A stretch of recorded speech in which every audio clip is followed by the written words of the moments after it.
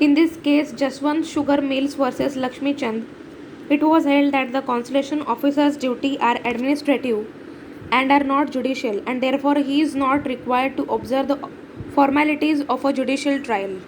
Then the procedures and powers of consolation officer.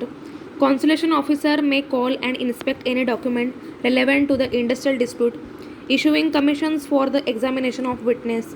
Then for this purpose of investigation or verifying, he has the same powers as are vested in a civil court under CPC. Consolation officer is a public servant as defined in IPC. Then the consolation proceedings means any proceedings held by a consolation officer or a board under this act. Section 2 clause E. Then these proceedings are machinery or a means of promoting the settlement of the industrial dispute. The principal underlying consolation is that it is better to arrive at an amicable settlement of industrial dispute than to have a recourse to strikes and lockout. Next is the importance of consolation can be gathered from the fact that the fact provides inter alia as under. So the question is asked that when the consolation proceedings are pending or after pending, what should be done? This question can be asked on this. So the strikes and lockout are prohibited during the pendency of consolation. During the pendency of consolation, strikes and lockouts, if they are held, then it is considered as illegal. So during the pendency of consolation proceedings and specified periods thereafter, appropriate government may make a reference on the report of the consolation officer.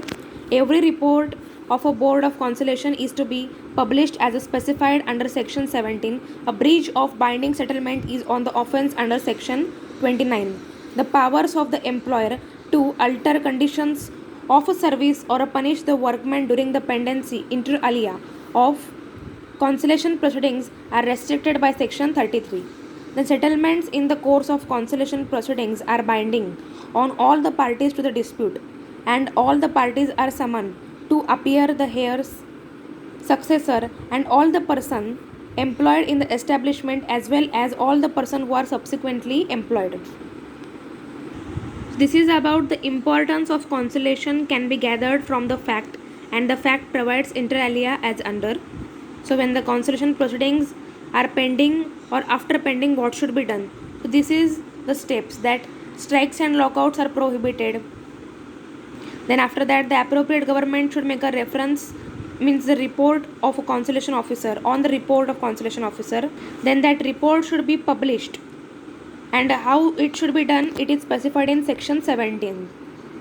If anybody has done a breach of a binding settlement, then it's under the section 29.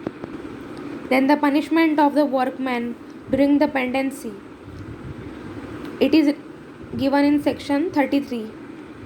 And settlements in the course of the consolation proceedings are binding on all these parties.